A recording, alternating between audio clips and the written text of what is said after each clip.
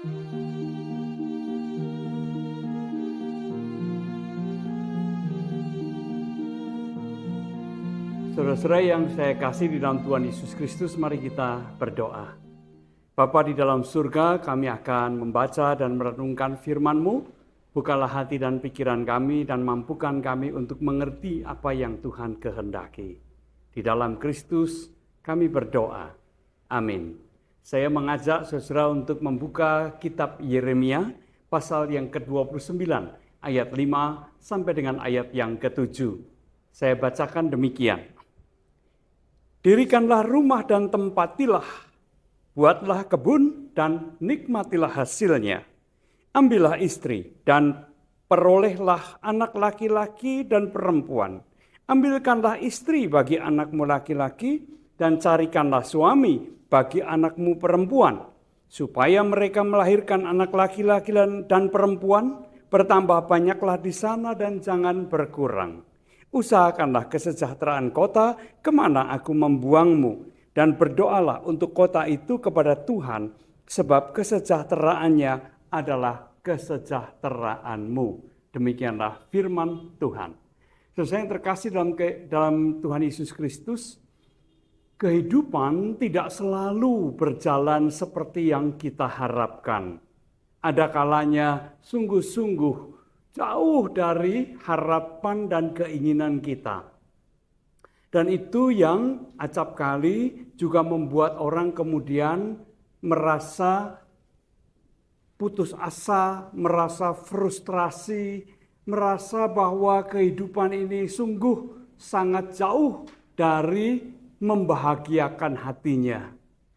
Sesuai yang terkasih dalam Tuhan Yesus Kristus, nah kalau sudah dalam kondisi semacam itu, maka banyak orang yang cenderung kemudian tidak mau berbuat apa-apa. Merasa sudah tidak ada gunanya, tidak ada harapan lagi. Ya. Apakah sikap semacam itu sikap yang dikehendaki oleh Tuhan? Sesuai yang terkasih dalam Tuhan Yesus Kristus, bacaan firman Tuhan yang kita baca hari ini adalah isi surat atau sebagian isi surat dari Nabi Yeremia yang dikirimkan kepada orang-orang Yehuda, orang-orang Yahudi yang dibuang ke Babil. Dari isinya kita membaca, kita memahami bahwa Yeremia mendorong orang-orang Yehuda yang dibuang ini untuk tetap melakukan aktivitas sehari-harinya, tetap mengerjakan tugas dan tanggung jawabnya, bahkan melakukan apa yang terbaik. Ayat yang sangat terkenal dari ayat yang ke-7 tadi, dikatakan apa? Usahakanlah kesejahteraan kota di mana aku membuang kamu, sebab kesejahteraannya adalah juga kesejahteraanmu. Dibuang ke Babil adalah satu kondisi yang sangat tidak menyenangkan. Sesuai yang terkasih dalam Tuhan Yesus Kristus, umat Yehuda mengalami kekalahan, dikalahkan oleh bangsa Babil. Bait Allah dihancurkan, Yerusalem dihancurkan, kerajaan Yehuda juga kemudian sepenuhnya berada di bawah kekuasaan kerajaan asing yaitu Babil. Mereka yang dibuang memiliki pengalaman traumatis, kenangan-kenangan yang sangat pahit. Ya, bagaimana mereka mengingat kota kebanggaannya Yerusalem sudah dihancurkan dan bait Allah dirata tanahkan. Mereka berada dalam keputusasaan yang berat. Hidup mereka tidak disiksa.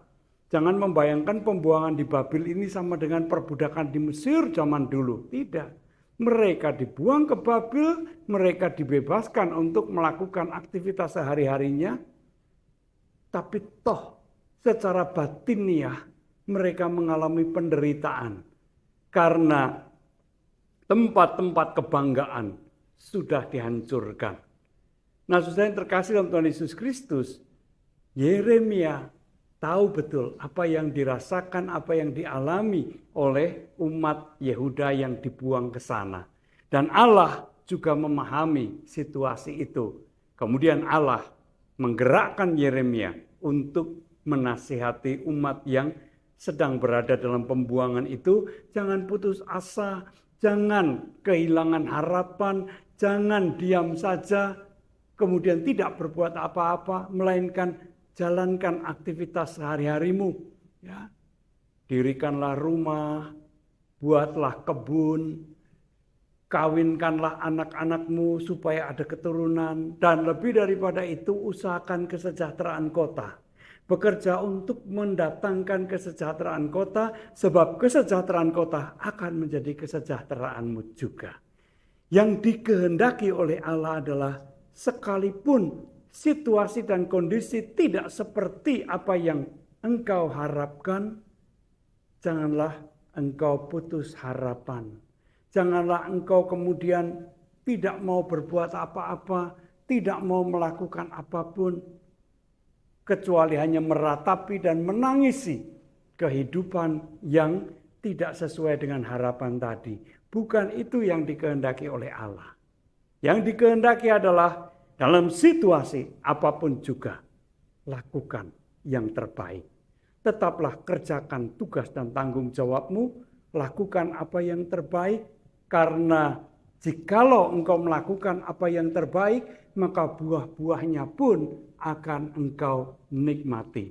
Dengan demikian, apa yang engkau lakukan itu juga sedikit banyak akan mempengaruhi dan bahkan akan dipakai oleh Tuhan untuk mengubah keadaan.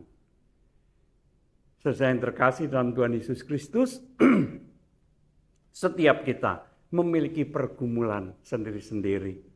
Tetapi jangan biarkan pergumulan itu membuat kita kemudian menyerah, tidak mau berbuat apa-apa, dan kita membiarkan diri kita terpuruk ke dalam keputusasaan tanpa pengharapan.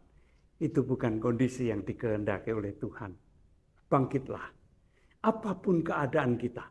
Sekalipun hidup kita atau kondisi sekitar kita tidak sesuai dengan harapan kita, tidak sesuai dengan keinginan kita, bangkitlah, lakukanlah sesuatu yang terbaik yang bisa kita lakukan.